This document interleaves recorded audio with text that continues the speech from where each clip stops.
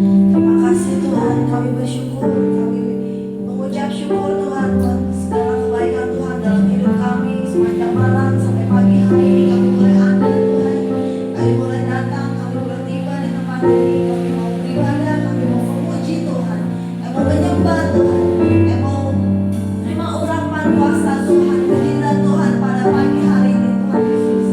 Haleluya, kita naikkan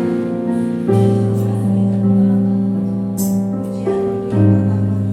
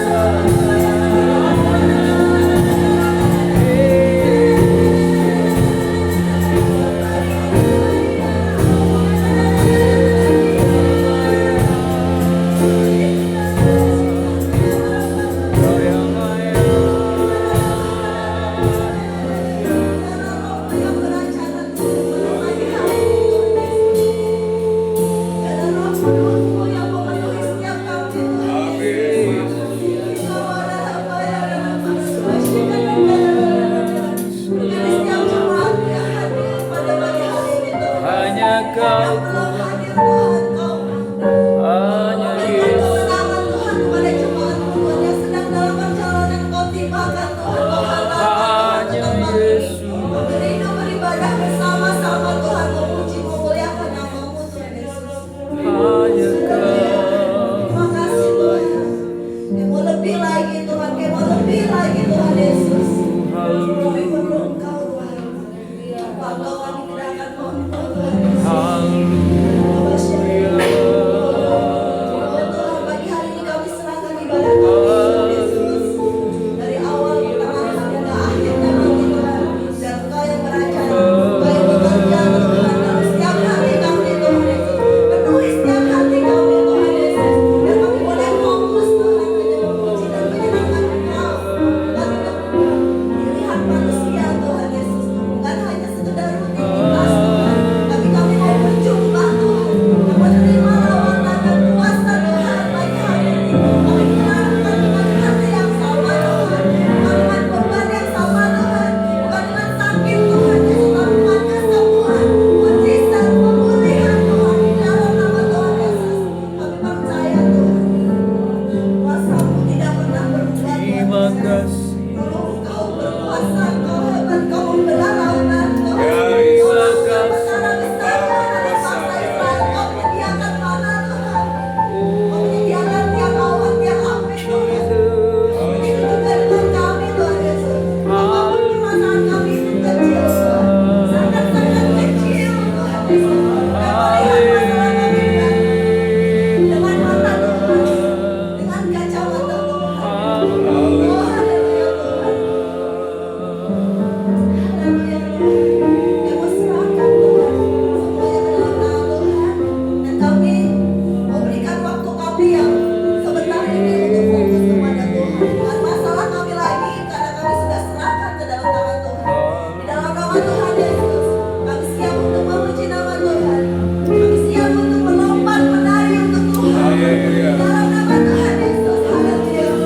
Jemaat Tuhan sama-sama katakan. Amin. Siap untuk memuji nama Tuhan Bapak Ibu. Amin. Sebelum memuji nama Tuhan, saya mau tes dulu nih, kakinya ada yang sakit nggak?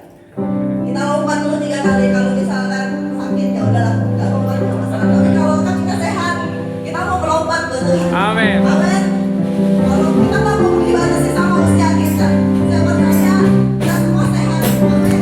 Amin. Kita 1 sampai 3 dan lompat 3 kali. 1, 2, 3, lompat. Jump, jump, jump. Ya.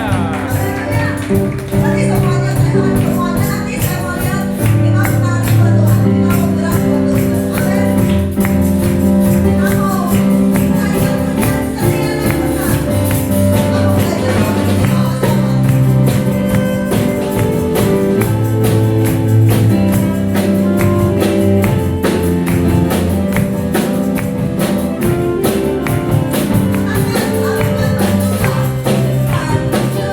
Berdoa.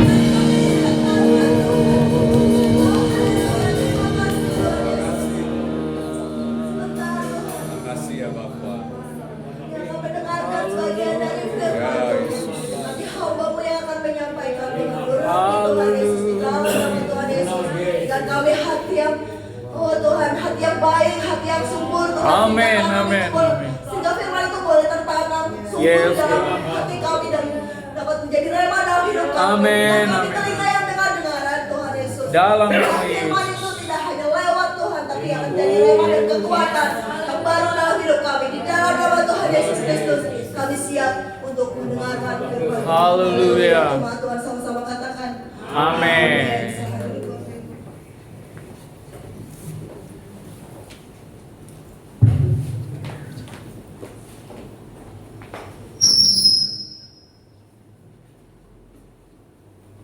Puji Tuhan, selamat pagi Bapak Ibu Shalom.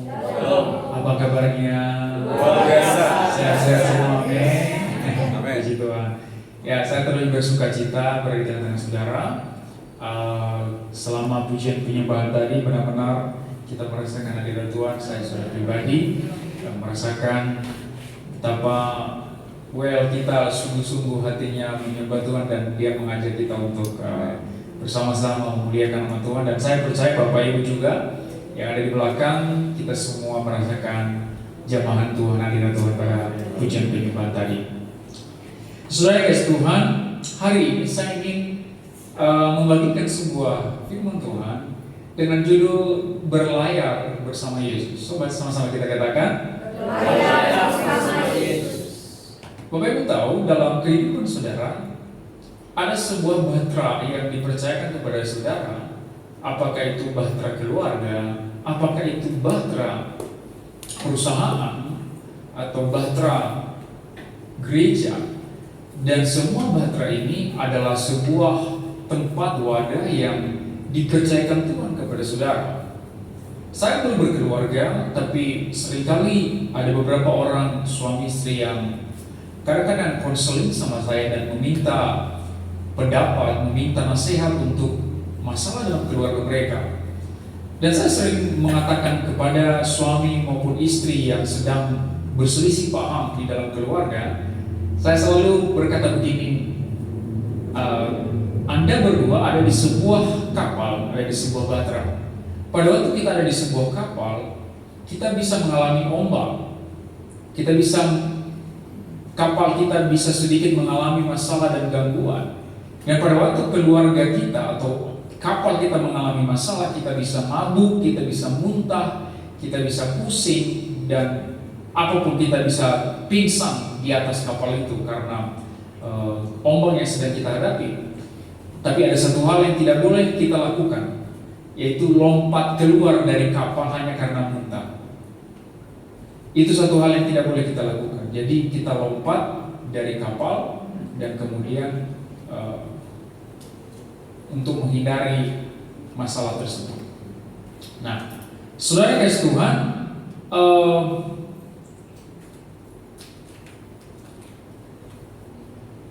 bahwa kemudian di dalam kehidupan kita, pada waktu kita lari dari masalah, seringkali yang kita temukan adalah masalah yang lebih besar.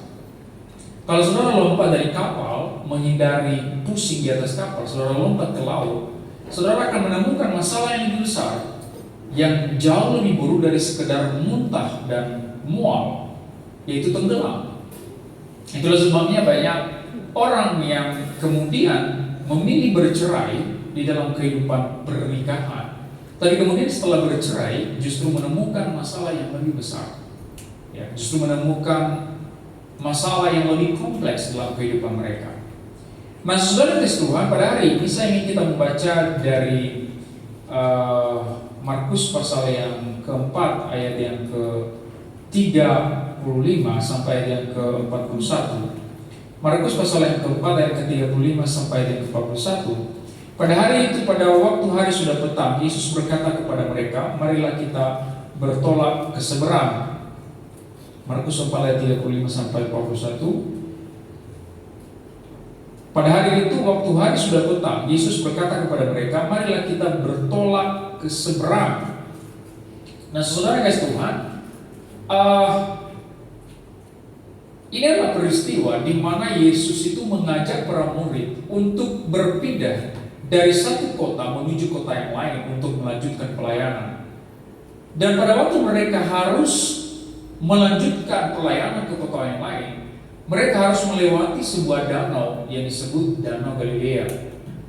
Nah, pada waktu Yesus mengajak para murid untuk melewati Danau Galilea itu, para murid sudah tahu resiko apa yang mereka bisa hadapi pada waktu melewati Danau Galilea. Dan saudara perlu tahu bahwa para murid adalah para nelayan dan mereka sudah tahu wilayah danau itu dengan baik sekali. Jadi kemudian kenapa mereka tetap mengikuti Yesus kemanapun Yesus memerintahkan mereka untuk berjalan atau bergerak? Alasannya yang paling utama adalah karena mereka sudah melihat mukjizat yang sebelumnya. Jadi mereka sudah merasakan pertolongan Tuhan. Mereka sudah melihat mukjizat yang dilakukan Yesus sebelumnya. Itulah sebabnya ketika Yesus kemudian memerintahkan sesuatu kepada mereka, mereka bisa mengatakan yes atau iya. Saudara masih ingat pada waktu Petrus dan teman-teman yang baru selesai mencari ikan semalam-malaman, lalu kemudian tiba-tiba pagi harinya atau siang harinya Yesus bertemu dengan mereka di tepi pantai. Lalu Yesus berkata kepada Petrus, ayo kita bertolak ke dalam. Petrus bilang, Guru, semalam-malam kami sudah mencari ikan dan kami tidak ketemu. Kalau malam aja gak ketemu, apalagi pagi. Jadi saya kata Petrus bilang begini, kami lebih tahu dari Guru karena kami nelayan. Lalu Yesus bilang, saya bilang bertolak ke dalam. Akhirnya Petrus bilang, oke, kita bertolak ke dalam. Pada waktu mereka bertolak ke dalam, yang terjadi Bapak Ibu yang dikasih Tuhan adalah mereka menangkap ikan, dan pada waktu ditangkap tidak ada habisnya, sampai-sampai ikan yang mereka tangkap hampir membuat perahu mereka tenggelam. Dan itulah yang kemudian membuat mereka memanggil para murid yang lain untuk membagikan ikan itu. Nah, karena para murid Petrus dan murid yang lain pernah melihat mukjizat seperti itu, masih ingat saudara? Pada waktu itu Petrus langsung menyerahkan diri kepada Tuhan karena mukjizat itu. Dan Yesus berkata kepada Petrus, mulai hari ini engkau lagi bukan penjala ikan, tapi penjala manusia. Lalu apa yang terjadi saudara?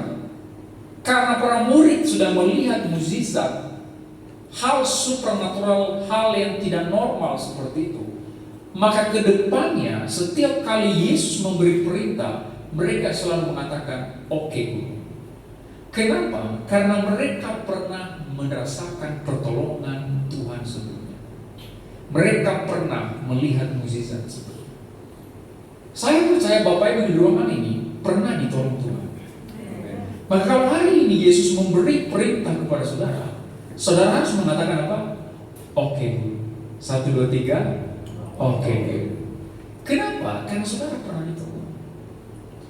Tahun 2020 kita mengalami sebuah pandemi yang tidak terduga, bahkan oleh para ahli sekalipun mereka tidak menduga bahwa seburuk itu pandemi.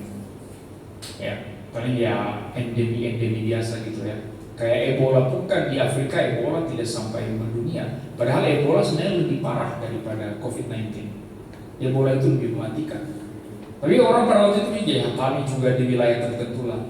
Tapi ternyata saudara, penyebarannya begitu dahsyat, begitu cepat, dan itu terakhir dihitung paling tidak ada 1 juta manusia di seluruh dunia yang meninggal karena COVID-19. 1 juta. Tapi hari ini Bapak Ibu masih ada di tempat ini. Itu karena kasih karunia Tuhan. Itu karena pertolongan Tuhan. Bapak Ibu tahu pada waktu pandemi itu banyak orang yang bunuh diri. Di dekat perumahan kami ada satu bapak dia bunuh gantung diri karena dia di PHK dari kantornya dan dia tidak punya sama sekali kekuatan untuk kemudian menghidupi istri dan anak-anaknya. Hanya saja dia salah mengambil keputusan, dia bunuh. Barusan minggu lalu Bapak Ibu, ada satu bapak-bapak saya berkunjung ke rumahnya dan dia hampir bunuh diri juga. Kenapa saudara? Dia juga perusahaannya bangkrut. Dia sudah tidak punya pekerjaan sekali. Istrinya bekerja jauh, tapi istrinya ada indikasi selingkuh. Ya. Pada waktu bapak ini sakit ambeien, diminta uang untuk ke rumah sakit, istrinya tidak kasih. Sementara anak-anaknya masih sekolah, ada SMP, ada SMA. Sampai-sampai Bapak Ibu, dia cerita sama saya, karena sama sekali tidak ada uang, dia keliling tetangga minta sepiring nasi, karena sama sekali tidak ada uang. Bapak Ibu tahu, waktu saya datang, saya cuma bawa beras 10 liter. Saya bawa beras, dan pada waktu dia terima itu, dia nangis sejadi-jadinya. Bayangkan, beras 10 liter membuat seorang laki-laki menangis. Betapa beratnya kehidupannya. Saya mengajak dia penyembahan. Saya mengajak dia penyembahan. Saya mengajak dia penyembahan. 1 jam. Saya nggak banyak bicara. Saya bawa kita ke dalam hadirat Tuhan saja. Biarkan Tuhan yang bicara kepada Bapak. Kami penyembahan. Saya bawa dia. Ku mau selalu bersyukur, selalu bersyukur. Kau Tuhan yang suci, yang selalu menolong. Saya nyanyikan terus lagu itu kepada dia. Saya bilang, Pak, hari ini Bapak masih bernafas, itu pun juga kasih kamu Tuhan. Saya yakin Pak, besok lusa pasti ada jalan keluar. Saudara kasih Tuhan, saudara tahu, di sekitar saudara ada banyak orang yang sebenarnya jauh lebih membutuhkan dibanding kebutuhan saudara. Kehidupan mereka jauh lebih berat daripada kehidupan saudara. Jadi kalau hari ini saudara merasa saudara tidak ditolong oleh Tuhan, saudara merasa hidup saudara begitu kasihan sekali, dan saudara tidak bisa bersyukur, paling tidak saudara ingat di luar sana ada banyak orang yang hidupnya lebih berat dari saudara, tapi mereka tetap bertahan. Maka hari ini pesan saya pada saudara, saudara juga harus bertahan. Kenapa? Karena saudara pernah ditolong Tuhan. Kalau saudara pernah ditolong Tuhan, maka ke depan Tuhan akan terus menolong saudara. Ya. Waktu Bapak ini pun, saya ke rumahnya itu bukan kebetulan. Kami ketemunya di pemakaman. Waktu di pemakaman, saya tidak tahu, saya melihat dia itu something gitu loh. Jadi Roh Kudus langsung menggerakkan saya menghampiri dia. Lalu saya menghampiri dia, saya tanya, Bapak sehat? Dia bilang sehat. Tapi kemudian saya tanya terus, baru dia terbuka. Nah, karena dia terbuka seperti itu, itulah kenapa saya ke rumahnya. Dan kemudian saya telepon beberapa orang yang saya tahu punya duit lebih banyak dari saya. Saya telepon mereka, ini orang membutuhkan pertolongan, silahkan ke rumahnya. Perhatikan saudara, perhatikan cara Tuhan menolong Bapak itu ketemu dengan saya di pemakaman. Jadi ketika Tuhan sudah mau menolong seseorang, apapun dan dimanapun Tuhan bisa memakai siapapun. Jadi kalau Tuhan pernah menolong saudara, Dia akan terus menolong saudara. Itu sebabnya kalau hari ini Tuhan memberi perintah kepada saudara, apapun firman-Nya, maka satu jawaban, sama-sama katakan, oke, Guru. Haleluya. Oke. Mereka meninggalkan orang banyak itu, lalu bertolak dan membawa Yesus beserta dengan mereka dalam perahu di mana Yesus telah duduk, dan perahu-perahu lain juga menyertai Dia. Mereka bergerak. Mereka meninggalkan orang banyak. Di perahu itu ada Yesus. Para murid berpikir begini, kita sekalipun akan menghadapi masalah, tidak ada masalah yang akan melampaui keahlian kita. Karena saudara harus ingat, Petrus dan teman-temannya bukan nelayan biasa. Mereka nelayan profesional. Kenapa saudara? Karena pada zaman itu kalau seseorang sudah punya perahu, itu artinya dia sudah nelayan profesional. Dia levelnya sudah lebih tinggi dibanding nelayan yang lain. Dan Petrus punya perahu. Artinya apa saudara? Yesus tidak pernah memilih murid pemalas. Mungkin secara pendidikan mereka kurang, tapi secara mental Yesus tidak memilih pemalas, dan Yesus tidak pernah memakai orang yang malas. Saya selalu berkata kepada jemaat dimanapun saya melayani, kalau Anda tukang tambal ban, Kerjakan tukang tambal ban itu sepenuh hatimu, karena itulah panggilan Tuhan buatmu. Jangan taruh paku di tengah jalan. Karena kenapa? Karena Yesus selama 30 tahun kehidupannya di dunia, dia juga adalah seorang tukang kayu biasa. Bapak Ibu tahu, Yesus hanya melayani 3 tahun, tapi 30 tahun dia tukang kayu biasa. Dia disuruh-suruh memperbaiki toilet orang. Dia disuruh-suruh memperbaiki rumah orang. Dia pasti pernah dimarah-marahi. Dia pasti pernah dimaki-maki. Orang tukang kayu. Jadi kalau hari ini saudara menganggap pekerjaan saudara tidak punya makna di hadapan Tuhan, come on. Yesus pernah sama seperti saudara. Waktu saya bicara begini kepada jemaat kami, ada yang nangis. Dia pekerjaannya tukang tambal ban. Dia bilang sama saya, Pak Pendeta, ternyata Yesus sama dengan saya. Saya tidak pernah tahu itu. Gak ada orang yang jelasin sama saya. Saya bilang iya. Maka jadilah seperti Yesus. Kalau Yesus jadi tukang kayu yang profesional, jadilah tukang tambal ban yang profesional. Apalagi saudara dipercayakan perusahaan, apalagi saudara dipercayakan bisnis, tanggung jawabnya lebih besar. Saudara harus bisa seperti Yesus di sana, di perusahaan itu. Nah, para murid ini kan orang-orang profesional. Mereka sudah ahli di bidangnya. Jika ada pun masalah di laut, mereka itu sudah biasa menghadapinya. Lalu mereka berkata dalam hati, tidak mungkinlah, walaupun ada masalah di rumah kita bisa atasi. Kita sudah melakukan ini bertahun-tahun. Berapa banyak kepala keluarga, suami-suami yang sering berkata dalam hati, apa sih masalah keluarga yang tidak bisa saya atasi? Saya sudah jadi kepala keluarga 30 tahun, 20 tahun.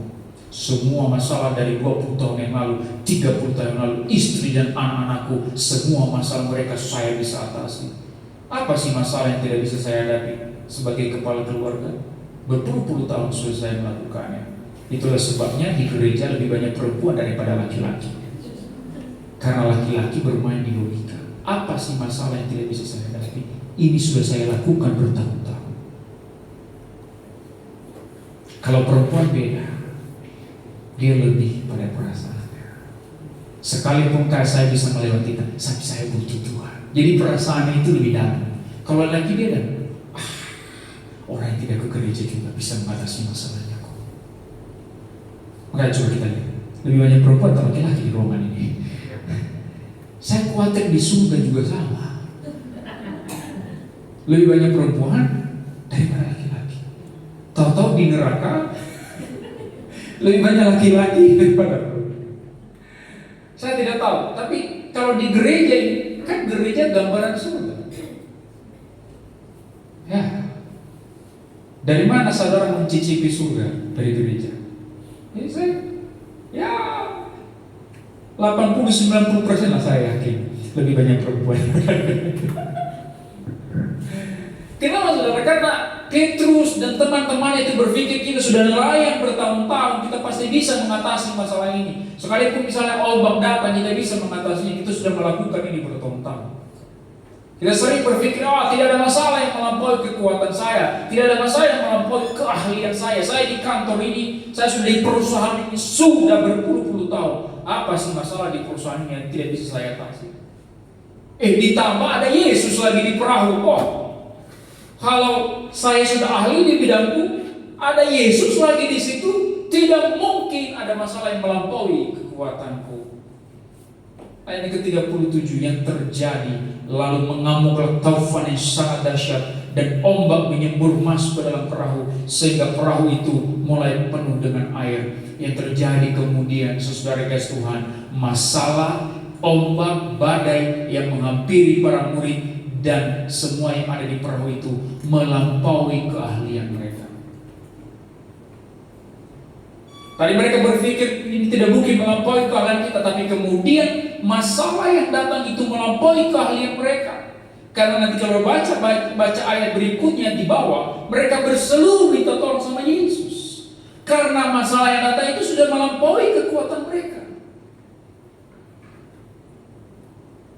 Dari mimbar, Pak Pendeta selalu mengatakan, jemaat yang dikasih Tuhan, tidak ada masalah yang akan melampaui kekuatanmu, tidak ada masalah yang melampaui kekuatanmu.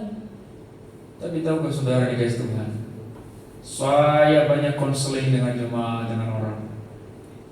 Banyak orang merasakan dan berkata kepada saya, Pak Pendeta, ini sepertinya sudah melampaui kekuatan saya.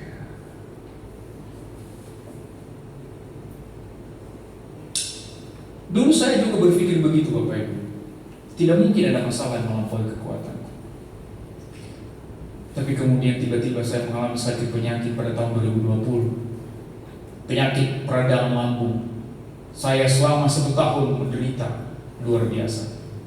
Every night, setiap malam sesak nafas, seperti dicekik, kayak mau mati. Jadi selalu bersuara nyawa setiap hari. Ke dalam tanganmu kuserahkan nyawaku.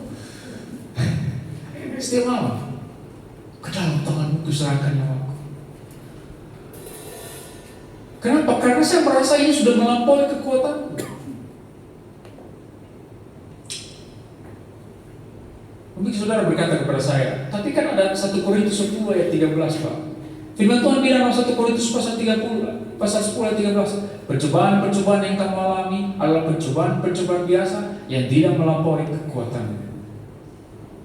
Nah, masalah kita adalah seringkali kalau kita baca ayat itu, kita baca sampai koma doang, atau kita baca cuma 1 ayat doang, kita tidak lihat konteksnya. Padahal ayat itu ada komanya. Komanya apa? Pada waktu kamu mengalami pencobaan, Tuhan akan memberi jalan keluar. Jadi siapa yang memberi jalan keluar? Oke, begini saudara. Kalau semua masalah saya tahu jalan keluarnya, itu baru disebut masalah tidak melampaui kekuatan saya. Iya dong, saya tahu semua jalan keluarnya kok.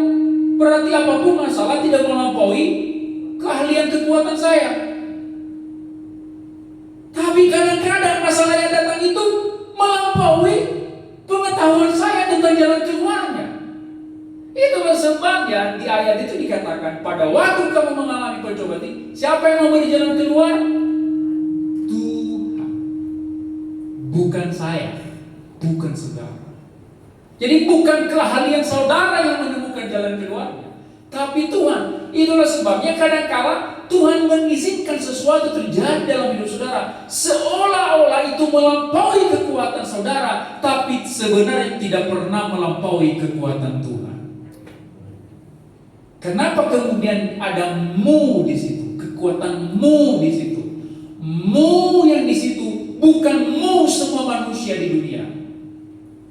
Mu yang di situ, kekuatan mu, kata objek mu di situ adalah mu yang sudah didiami Tuhan, didiami Roh Kudus. Jadi yang membuat saudara mampu menghadapi semua masalah itu bukan karena saudara cukup ahli di bidang itu, tapi karena ada sesuatu yang tinggal di dalam saudara, dan itulah yang menemukan jalan keluarnya. Jadi saya boleh katakan begini, kadang-kadang Tuhan akan mengizinkan masalah yang sepertinya melampaui kekuatan. Saya mau tanya kepada saudara, kalau saudara nge-gym, saudara nge-gym bro? Misalnya nge-gym dia, terus mulai ngangkat beban, misalnya taruhlah 10 kilo gitu, beban 10 kilo. Brother mau enggak? Selama 20 tahun nge-gym ke depan, brother cuma bisa ngangkat 10 kilo doang. Enggak mau kan? Maunya nambah.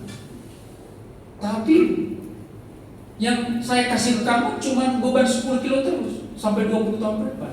Kekuatanmu bertambah enggak? Tidak. Kekuatanmu hanya mampu menahan 10 kilo. Bagaimana menambah kekuatannya? Cuma satu caranya, saya tambahkan bebannya. Demikian dengan saudara. Tuhan tidak akan mengizinkan saudara begitu-begitu terus. Dia mau saudara lebih kuat. Dia mau saudara lebih serupa dengan dia. Makin lama makin sama dengan dia. Makin lama makin sama dengan dia. Itulah sebabnya ditambah beban. Diizinkan beban. Yang tadinya cuma bisa ngangkat 10, dikasih sedikit, yang sedikit melampaui kekuatan. oh Tuhan ini, oh Tuhan tolong. Wah, itu kesempatan Tuhan sedang membuat saudara lebih kuat. Ya, katakan amin dong. Itu kesempatan membuat saudara lebih kuat. Saudara bertanya kepada saya, Pak Pendeta, Pak Joy, berarti setelah Pak Joy mengalami atau melewati masalah-masalah itu yang saya ceritakan tadi, apa yang terjadi kepada Bapak sekarang, kepada pastor sekarang? Saudara, ada satu hal yang saya rasakan yang berbeda dari saya sebelumnya, yang tidak sama seperti saya sebelumnya, yaitu empati, merasakan penderitaan orang lain. Dulu itu kalau saya tetap, misalnya ada orang meninggal, misalnya ada suaminya yang meninggal, istrinya dari situ, saya bilang turut berduka cita ya Bu. Tapi bilang turut berduka cita kayak sekedar basa-basi aja, masuk sekedar ya kita turut berduka cita gitu. Apalagi kita pendeta kan ya turut berduka cita gitu kan ya. Tapi sekarang jangankan orang meninggal saudara, orang cerita sama saya, Pak tadi suami saya begini sama saya, suami saya begini sama saya. Saya dengar cerita itu aja sama orang, saya bisa nangis. Saya bisa meneteskan air mata. Kenapa? Karena saya langsung merasakan penderitaan dia. Dulu saya nggak bisa merasakan itu. Dulu itu saya mau kayak gitu, tapi saya nggak bisa. Maksudnya nggak bisa merasakan penderitaan orang lain. Nggak bisa.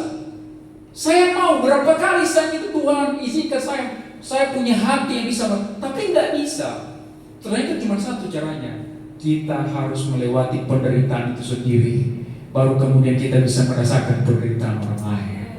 Kita dibuat menjadi lebih kuat, sehingga kita bisa mengangkat beban orang lain. Kalau saya sama lemahnya dengan dia, mungkin saya tolong dia. Kalau saya sekarang hari ini agak lebih kuat sedikit karena sudah melewatinya, saya bisa mengangkat tangannya. Tuhan mengizinkan hal seperti ini. Tuhan punya tujuan. Pada waktu itu Yesus sedang tidur di buritan di sebuah tilam. Maka murid-muridnya memohonkan dia dan berkata kepadanya, Guru, engkau tidak peduli kalau kita binasa. Dia tidur. Saudara harus tahu, Yesus di sini bukan ketiduran. Karena kalau saudara masih ingat, kalau saudara pernah merasakan naik kapal laut, mungkin Bapak Ibu tidak pernah merasakan ya. Bapak Ibu tahunya naik pesawat kan? Kalau saya pernah dari Sibolga ke Nias. Nah itu kalau ombaknya datang Bapak Ibu, gak ada yang bisa tidur. Kalau ombaknya datang itu yang ada yang Islam apa? La ilaha illallah gitu ya. Apa dia mereka astagfirullah gitu kan ya. Kalau kita orang Kristen apa? Darah Yesus. Oh Yesus. Ada yang Bapa kami yang di surga dikuduskan namamu, datanglah kerajaan menjadi. Karena ya siapa tahu mati di situ kan ya karena ombak. Takut, gak ada yang bisa tidur karena ombak. Loh, kok bisa-bisanya Yesus tidur? Ini perahu tidak sebesar kapal sekarang loh. Kok bisa-bisanya Yesus tidur? Berarti Yesus bukan ketiduran karena kecapean. Bukan. Yesus sengaja tidur. Sengaja tidur. Setiap kali Yesus melakukan hal yang aneh, dia sedang menyiapkan sesuatu. Jadi kalau dia melakukan ini di sini, dia sedang menyiapkan sesuatu kepada para murid. Kenapa? Kalau saudara masih ingat peristiwa pada waktu Lazarus mati, sahabatnya, abangnya Marta dan Maria, oke? Abangnya, ini Lazarus kan sahabatnya. Lalu anggaplah Marta dan Maria telepon Yesus. Pada itu kan dikirim orang ya. Apalah Marta dan Maria telepon Yesus. Yesus guru. Ya, ini sahabatmu Lazarus sedang sekarat. Ya, pulanglah sekarang, sembuhkan dia. Alkitab mencatat dalam Yohanes pasal 11. Dikatakan di situ apa? Yesus sengaja menunda untuk pulang. Berapa hari dia tunda untuk pulang? 4 hari. Dia tunggu mati si Lazarusnya. Bapak Ibu bayangkan kalau punya Pak Gembala yang seperti ini. Pak Gembala, anak saya sakit di rumah sakit. Lalu dia baru datang 4 hari kemudian. Bapak Ibu masih mau bergereja enggak di gereja itu? Tapi itu yang dilakukan Yesus aneh sekali. Setelah Lazarus mati, barulah Yesus pulang ke Betania. Sampai di Betania, dia sampai depan kuburan Lazarus. Lalu Yesus berseru dari depan kuburan. Dia berkata, Lazarus, keluarlah. Lazarus keluar dalam bentuk pocong. Iya, pocong, karena ditutup kain. Ya, jadi ditutup kain itu bukan pertama-tama tradisi orang Islam, itu tradisi Yahudi. Mereka kebanyakan kopi-kopian. Ya, jadi dalam bentuk pocong. Jadi pocong pertama kali bukan orang Islam, pocong pertama kali orang Yahudi. Jadi Lazarus mungkin keluar dari dalam kuburan itu. Hidup. Saya mau tanya kepada saudara, mana mukjizat yang lebih besar? Lazarus sembuh dari sakit atau Lazarus mati dari bangkit dari kematian? Mana mukjizat yang lebih besar? Bangkit dari. Berarti kenapa Yesus menunda kepulangannya? Karena dia mau orang Israel menyaksikan mukjizat yang tidak biasa. Orang lumpuh berjalan, mereka udah lihat tiap hari ketika Yesus melayani. Kali ini it's different. Dan kenapa saudara ini it's different? Karena pada waktu itu dalam sejarah orang Israel tidak pernah ada orang yang dibangkitkan setelah mati 4 hari. Never. Itulah sebabnya ini salah satu mukjizat Yesus yang terbesar.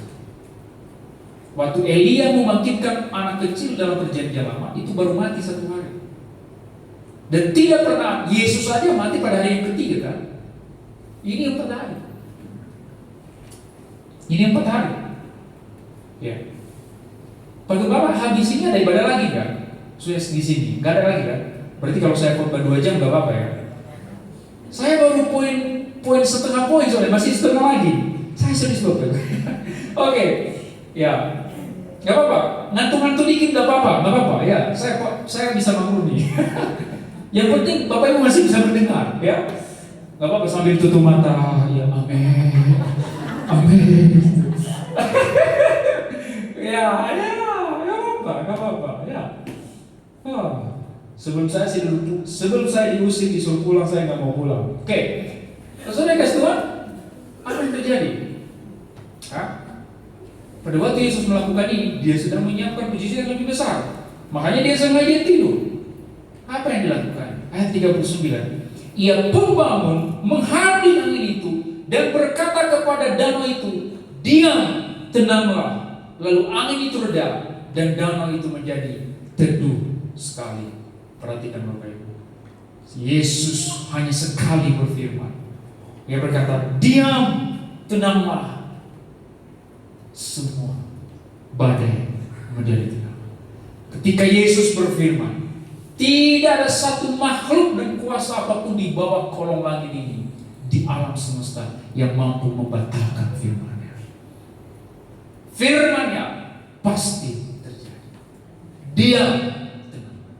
Hari ini kami para pendeta sudah 100 kami bilang roh jahat keluar dari tubuh orang ini. Sudah berbusa-busa mulut kami, nggak keluar juga roh jahatnya. Ya. Sampai ada pendeta bilang kan, kalau engkau tidak keluar, saya yang keluar gitu ya. Karena saking udah capek Pak Pendetanya mengusir roh jahatnya. Itu kan? Tapi Yesus saya sekali berfirman, roh jahatnya keluar. Tapi saya pernah Bapak Ibu mengalami hal ini. Saya hanya sekali ngomong dan tanpa berteriak langsung terjadi mukjizat. Jadi peristiwa ini terjadi bukan waktu saya sudah jadi pendeta. Ini justru waktu saya masih SMA, masih kelas 2 SMA.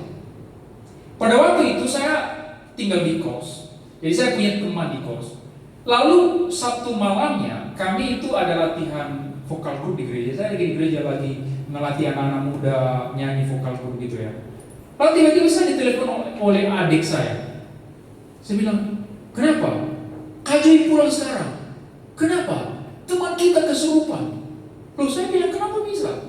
Jadi ceritanya ternyata dia kan masuk siang jam 1, pulangnya jam 6 sore. Pada waktu dia pulang jam 6 sore, dia lewat gang kecil menuju kos kami, ada gang kecil.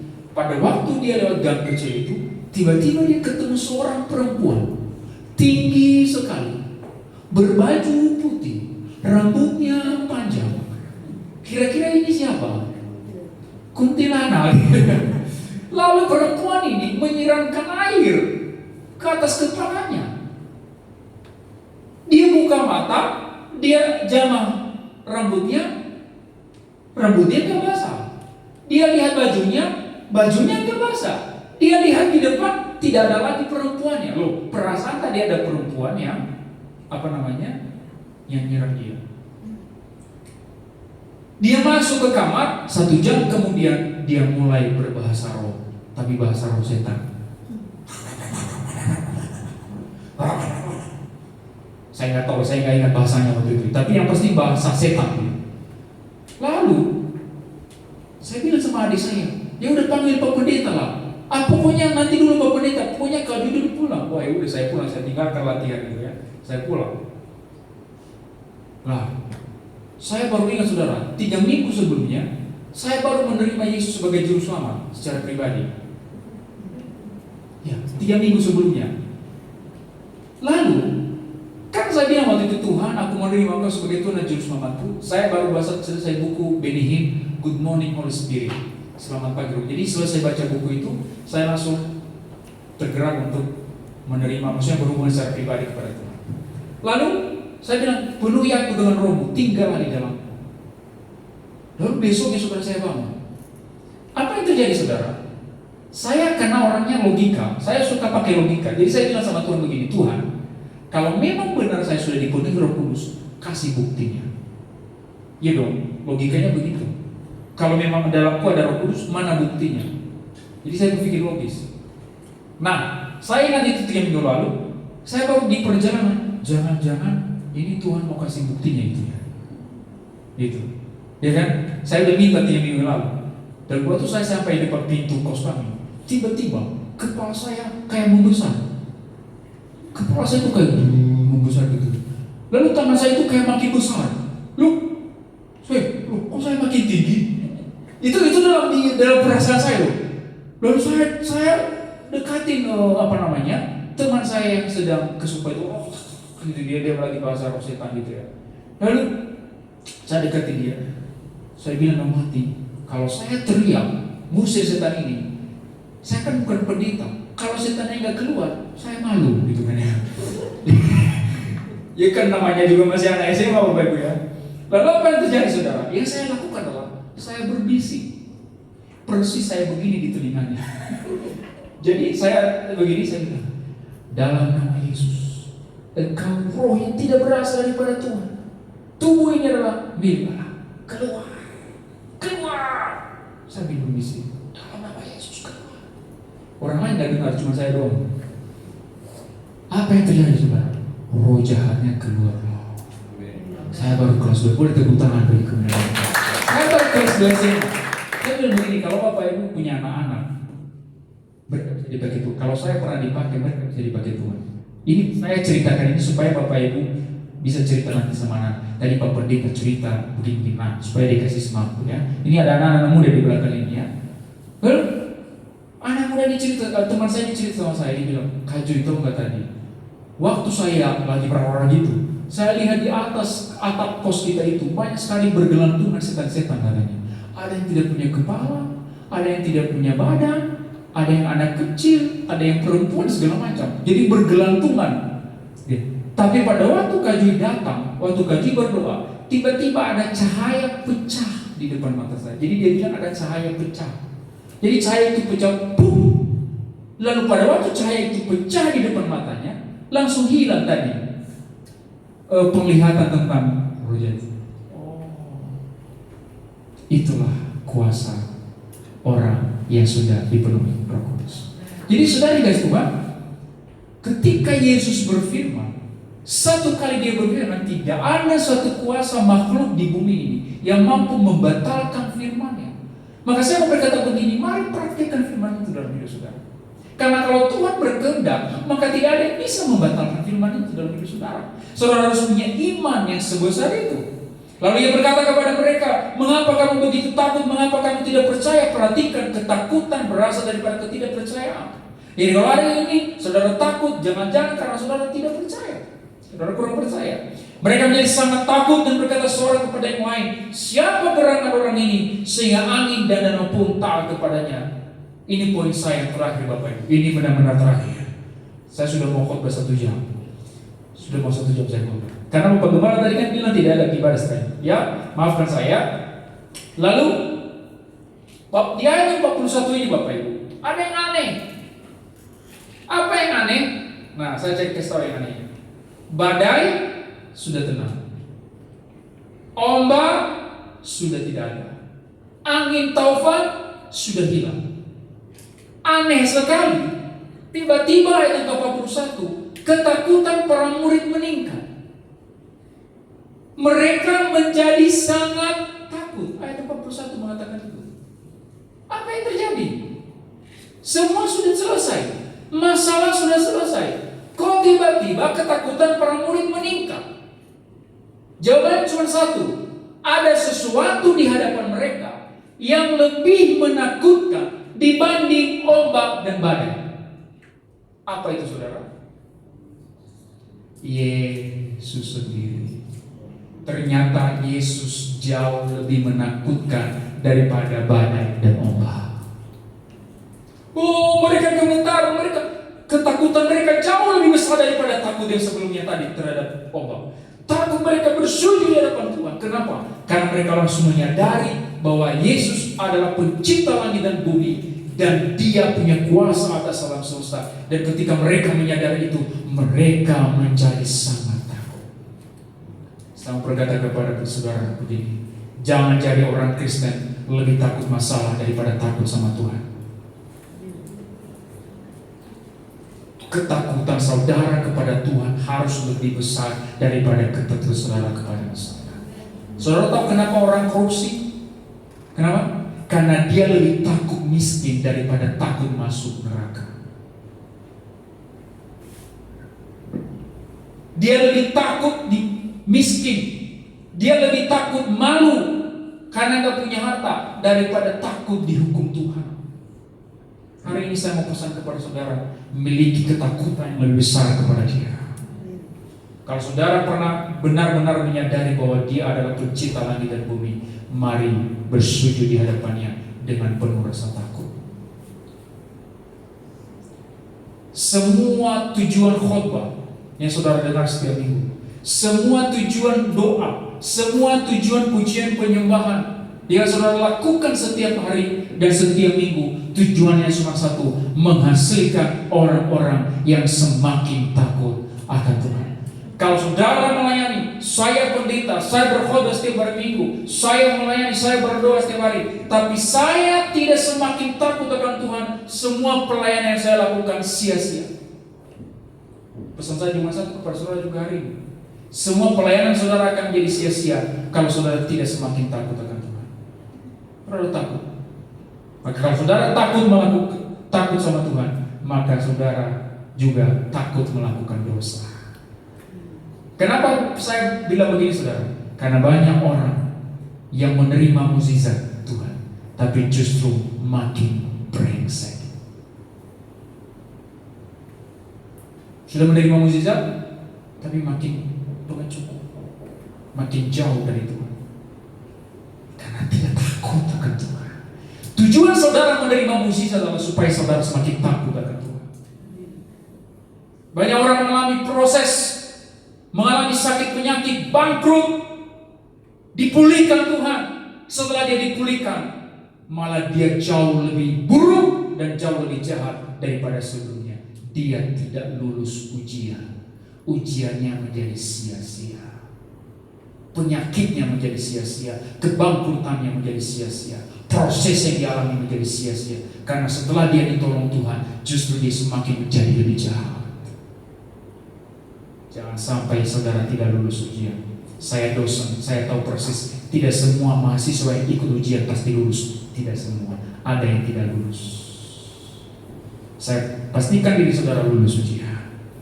Kalau saudara menerima mukjizat, kalau saudara menerima proses penderitaan, pastikan saudara lulus. Lulus tanda buktinya, ijazahnya apa? Saudara semakin takut akan Tuhan. Itu tandanya. Itu tandanya. Saya berdoa saudara, saudara pulang dari tempat ini, selesai mendengar khotbah ini, saudara keluar dari pintu gereja ini, saudara lebih takut pada Tuhan dibanding sebelumnya. Itu saya bersuka cita. Saya juga doakan saya supaya saya juga semakin tahu. Mari kita pakai berdiri. Mari kita nyanyikan satu lagu aja. Penik aku punya Tuhan yang besar. Mari saudara, dalam pelayanan saudara kepada bersama dengan Yesus, pasti ada ombak, pasti ada badai. Dan bersama Yesus, apapun ombak yang saudara hadapi pasti akan menjadi redam, pasti akan menjadi tenang, karena Dia yang menemukan jalan keluar bagi saudara. Ku punya Tuhan yang besar, yang telah berjanji dan sanggup menggenapi imanku bersamakan, percaya kuasanya, ku terima kemenangan darimu. Mari saudara angkat kedua tanganmu di hadapan Tuhan. Mari katakan, aku punya Tuhan yang besar, yang telah berjanji.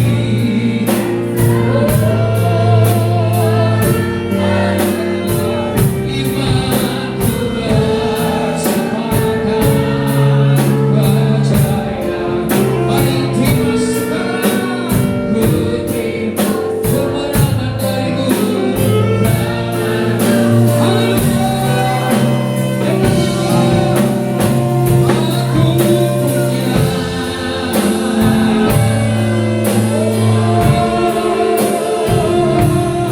Semua yang ada di ruangan ini, dari depan sampai ke belakang, hari ini terima mukjizat Tuhan, terima penyertaan Tuhan. Ku terima, yang mau menerima sekarang, yang mau mengalami sekarang, mari berseru.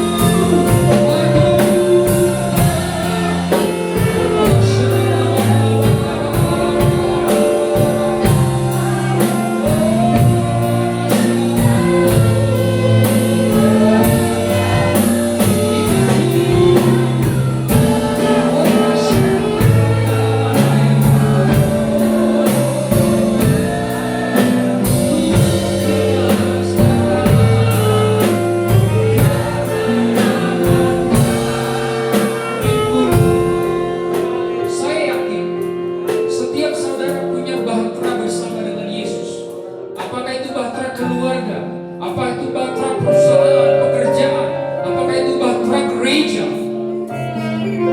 Hari ini, jika engkau sedang mengalami badai dan ombak, engkau sedang mengalami angin taufan, ingat satu hal, jangan pernah lompat keluar dari bahtera itu. Jangan pernah lompat keluar dari kapal itu. Karena saudara harus tahu, Yesus ada di atas perahu. Yesus ada di atas bahteramu. Jika hari ini engkau mengalami angin taufan itu, mari angkat kedua tanganmu di hadapan Tuhan. Saya mau berdoa kepada saudara. Angin taufan dalam bahtera saudara diredakan dalam nama Yesus, ditenangkan dalam nama Yesus, diberikan jalan keluar dalam nama Yesus. Jika saudara mengalami sakit, penyakit, kelemahan tubuh, apapun sakit penyakitmu, saat ini aku berdoa, engkau sembuh dalam nama Yesus. Saat ini juga, terima kemenangan sekarang. Kalau engkau mengalami kelemahan, bangkit dalam nama Yesus, sembuh dalam nama Yesus. Jika engkau mengalami kelemahan iman, hari ini imanmu dibangkitkan, imanmu dipulihkan, imanmu dibangkitkan kembali, sehingga engkau semakin menyala-nyala bagi Tuhan. Mulai hari ini engkau tidak sama dengan kemarin, engkau akan semakin dahsyat melayani Tuhan. Jika ada di antara saudara yang mengalami masalah bahtera keluarga, hubungan suami istri, hubungan orang tua anak.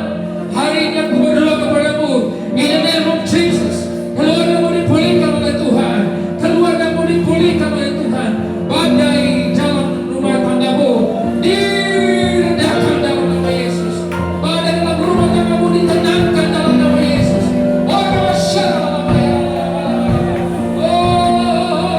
Diredahkan dalam nama Yesus. Pulih keluarga demi keluarga, harmonis, dipulihkan dalam nama Yesus, dalam nama Yesus. Jika kamu mengalami masalah dalam pekerjaanmu, dalam bisnismu, dalam perusahaanmu, aku berdoa di dalam nama Yesus, engkau menerima kuasa, engkau menerima pemurahan, engkau menerima hikmat, engkau menerima bijaksana, sehingga kau menemukan jalan keluar terhadap masalahmu. Dalam nama Yesus, dalam nama Yesus. Jika hari ini masalahmu adalah satu dosa tertentu yang kau terus lakukan dan engkau susah keluar dari dosa itu, engkau sepertinya kurang takut akan Tuhan, maka hari ini itu juga masalah, itu juga badai, itu juga angin taufan dalam hidupmu, mengganggu hubunganmu dengan Tuhan, mengganggu pelayananmu dengan Tuhan. Maka aku berdoa dari depan ini di dalam nama Yesus Kristus, engkau diberi kemenangan atas dosa itu, engkau diberi kelepasan atas dosa itu, engkau diberi kebebasan atas dosa itu. Dosa itu tidak berkuasa atasmu, tapi engkau berkuasa atasnya di dalam nama Yesus. Karena Yesus sudah mati bagimu, darahnya sudah tercurah bagimu, maka tidak ada kuasa dosa apapun yang mampu mengikat hidupmu dari sekarang sampai selama-lamanya. Terima kasih Bapak, terima kasih. Ini anak-anakmu ya Tuhan, ini anak-anakmu Yesus. Oh Yesus, bawa mereka sampai mereka mengakhiri pelayanan mereka di bumi ini. Bawalah mereka bersama dengan Engkau. Mereka mengalami kemenangan, mereka mengalami pemulihan, mereka mengalami pelipat gandaan, kelimpahan dalam nama Yesus. Terima kasih, terima kasih. Sampai akhirnya kami serupa dengan Engkau di langit yang baru dan bumi yang baru. Terima kasih Tuhan Yesus. Aku punya Tuhan yang besar, yang telah berjanji dan sanggup menggenapi imanku bersepakat. Percaya kuasanya, ku terima serah kemenangan.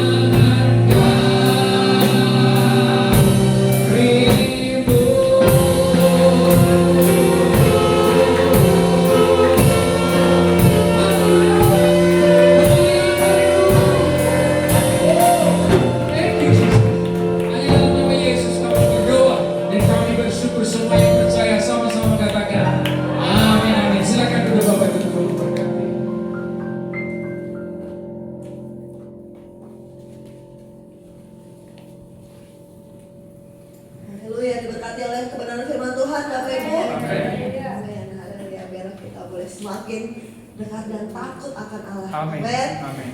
Kita mau berikan persembahan, kita mau siapkan yang terbaik untuk Tuhan. Saya udah untuk yang bertugas.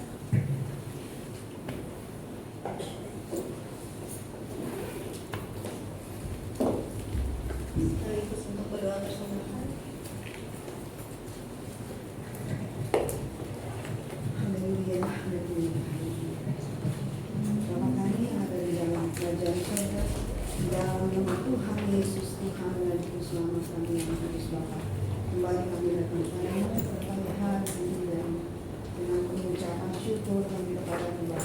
Terima kasih Tuhan untuk segala berkat-berkat-Mu yang telah limpahkan di dalam kehidupan kami dengan dahsyat dan luar biasa. Terima kasih Tuhan. Pada saat hari ini kami boleh ada dalam hadirat-Mu menyuruh kuat berjaya kami dan semua terima kasih karuniamu Engkau telah limpahkan dalam kehidupan kami. Terima kasih Tuhan berkat-berkat firman-Mu yang telah datang kepada jiwa roh kami, kuatkan kami roh Kudus. Terima kasih Tuhan. Pada pagi hari ini kami mau memberikan kembali persembahan dari pekerjaan-Mu, persucikan teruskan persembahan di darah Kudus.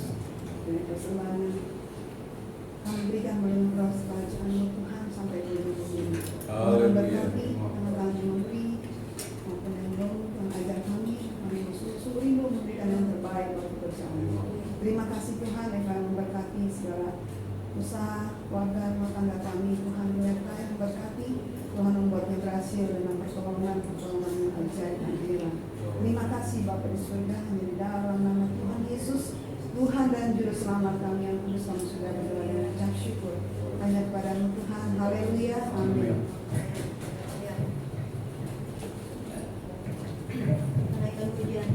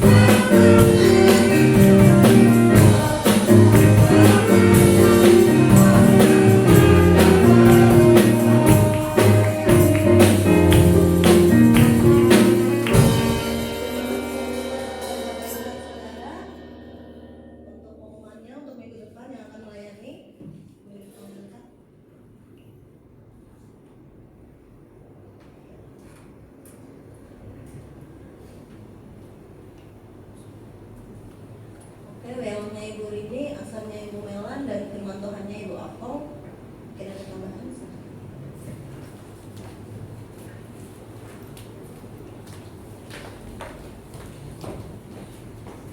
Tuhan, shalom. Shalom. Saudara diberkati.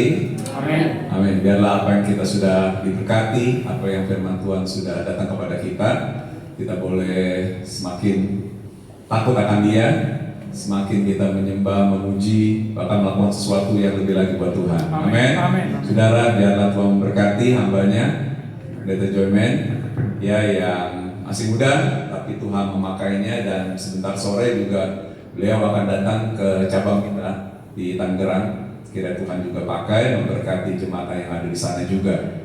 Ya, puji Tuhan, saudara tetap semangat di dalam Tuhan, saudara tetap setia. Hari Selasa ini kita ada doa, saudara kita berdoa, berseru, saudara, apa yang saudara boleh naikkan kepada Tuhan, Dia mendengar doa kita. Amin. Saudara, ya, Dia mendengar doa orang-orang yang percaya, doa orang-orang yang bersatu hati di dalam Tuhan. Saudara, di dalam salah satu tayangan televisi swasta berbayar gitu ya saudara, itu ada satu dokumentasi tentang sekte atau pendeta ya saudara di Korea ya, yang ternyata sudah cukup lama saudara, mungkin dari 1990-an saudara sekte itu ada, dan terus ada pengikut-pengikutnya dan kelompok yang cukup besar saudara. Kalau kita mengenal Paul Yong Gicho saudara, yang juga dari Gereja Sedang Jemaat Allah Assemblies of God. Kalau ini beda saudara. Ya, tapi pengikutnya anak-anak muda banyak saudara. Yang saya ingin sharingkan saudara di sini sedikit, saudara, untuk kita benar-benar menyembah kepada Dia, kepada Allah yang benar. Amin. Saudara, ya, dalam ajaran itu dia memakai Alkitab saudara. Bahkan pendeta ini saudara mengaku dirinya Mesias saudara, dirinya Tuhan. Ya, dengan segala apa yang dipengaruhi saudara dalam doktrinnya saudara. Ya, dia membaca Alkitab itu 2000 kali saudara. Oleh itu kalau kita baca Alkitab bukan sekedar kali-kalinya saudara, tapi setiap bagian-bagian mari kita melakukannya. Amin. Saudara, ya, percuma berkali-kali ternyata dia salah ngerti dan dia menganggap dirinya Mesias. Nah, ini dibagikan saudara karena 2018 dibebaskan, dia kembali berulah saudara dengan sektenya ini. Banyak korbannya wanita-wanita muda saudara.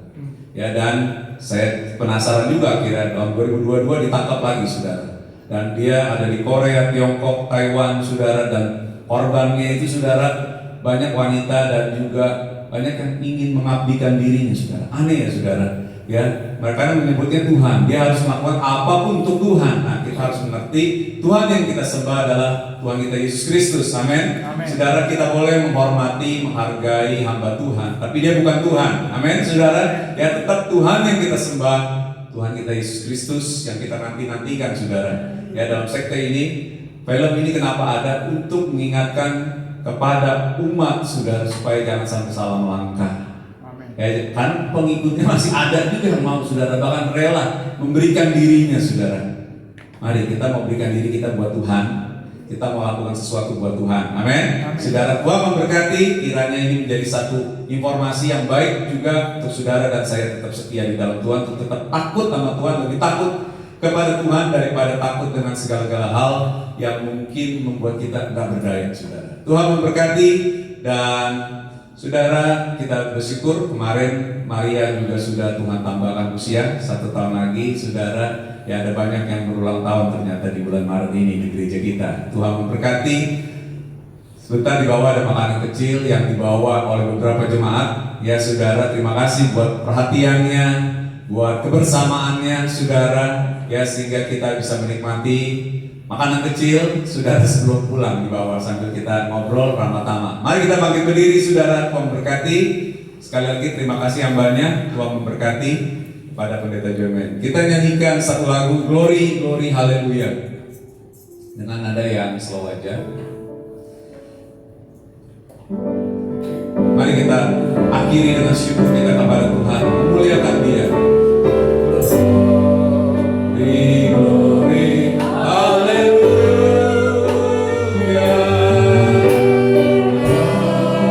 Glory, glory, haleluya. Haleluya. Mari kita bersyukur, menyembah, memuliakan Tuhan kita Yesus Kristus. Haleluya. Glory.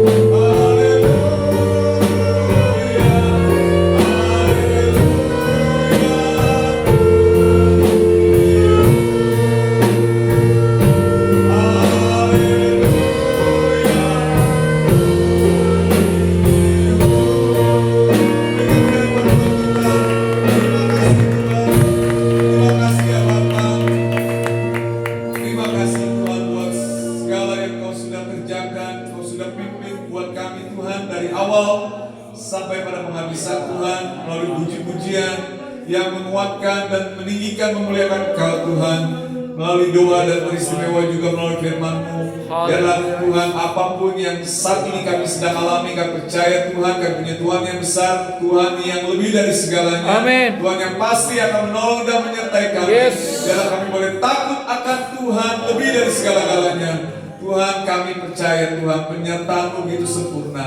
Biarlah tujuan kehidupan kami ini biarlah sungguh-sungguh Tuhan menyenangkan hati Tuhan, Amin. memuliakan nama Tuhan Amin. di dalam segala hal. Kalau ada kesombongan, ada hal-hal yang kami merasa kami mampu Tuhan, hari ini kami serahkan kepada Tuhan, karena kami percaya Tuhan yang lebih dari kami, Tuhan yang memampukan kami sampai hari ini, dan Tuhan yang menyanggupkan kami sampai hari ini. Terima kasih Tuhan Yesus, terima kasih Tuhan. Terima kasih buat segala berkat-Mu. Kami percaya Tuhan apa yang sudah didoakan Tuhan dari setiap masalah-masalah kami, pergumulan kami Tuhan, kami sudah menerimanya pertolongan daripada Tuhan. Amin. Terima kasih Tuhan. Kami juga mau bersatu hati berdoa buat Pendeta Joyman Tuhan. Tuhan memberkati beliau di dalam pelayanannya, dimanapun dipercayakan Tuhan. Tuhan juga berkati dalam pekerjaannya sebagai dosen di STT juga Tuhan, sehingga banyak mahasiswa yang juga boleh diberkati, mendapatkan visi misi Tuhan, pengetahuan yang lebih lagi di dalam Tuhan. Dan Tuhan juga pakai dalam segala sesuatunya untuk menjadi kemuliaan bagi nama Amin. Tuhan. Dan Tuhan juga berikan kesehatan, berikan tubuh yang baik, tubuh yang Amin. kuat, untuk dia boleh melangkah terus Tuhan di dalam pimpinan-Mu ya Bapa. Yes, God. Terima kasih Tuhan, Kau mengetahui segala kerinduan hatinya, segala pergumulan kehidupannya, segala hal yang dia ada di dalam hatinya Tuhan, menyertai dan menolongnya. Terima kasih Tuhan buat hamba-Mu ini. Kau pakai sebentar sore hamba-Mu untuk mulai menyampaikan berkat Tuhan juga di ibadah kami sore di Banjarwijaya. Tuhan juga berkati pekerjaan Tuhan di sana, baik jiwa yang boleh datang dimenangkan dan diberkati Tuhan. Terima Amin. kasih Tuhan. Terima kasih ya Bapak, sebentar kami akan berpisah. Tuhan tutup bungkus perjalanan kami pulang, hantar dan tibakan kami sampai di rumah tanpa kurang satu apapun Tuhan. Tuhan, kami juga berdoa, bersyukur, berterima kasih buat umur 1 tahun lagi buat Maria kemarin yang berulang Ya. tahun. Tuhan, Kau tahu pergumulan hidupnya, Kau tahu segala sesuatunya Tuhan. Tuhan juga akan memberkati Dalam nama Maria. Yesus. Tuhan akan menolong, selamatkan juga suaminya. Amin, amin. Abo Tuhan, supaya Abo juga boleh terima Tuhan Amin, Yesus Tuhan amin. dalam kehidupannya, dan dia juga boleh datang bersama-sama beribadah Tuhan. Amin. Terima kasih Tuhan, terima kasih kami serahkan Tuhan semuanya. Haleluya. Dan buat berkat makanan yang kecil yang telah disediakan Tuhan, sucikan, kuduskan oleh darah Yesus yang kudus. Terima kasih Amin. Tuhan. Kami berdoa, mengucap syukur dan berterima kasih. Haleluya, haleluya. Sekarang saudara-saudaraku yang kekasih dalam Tuhan Yesus Kristus, terimalah berkat, kasih karunia dan damai sejahtera dari Allah Bapa kita dan juga dari Tuhan kita Yesus Kristus, Anak Allah yang hidup, Juru Selamat kita yang Maha Kuasa, dan persekutuan Roh Kudus akan tinggal bersama-sama dengan kita mulai pagi hari ini sampai selama-lamanya. Haleluya.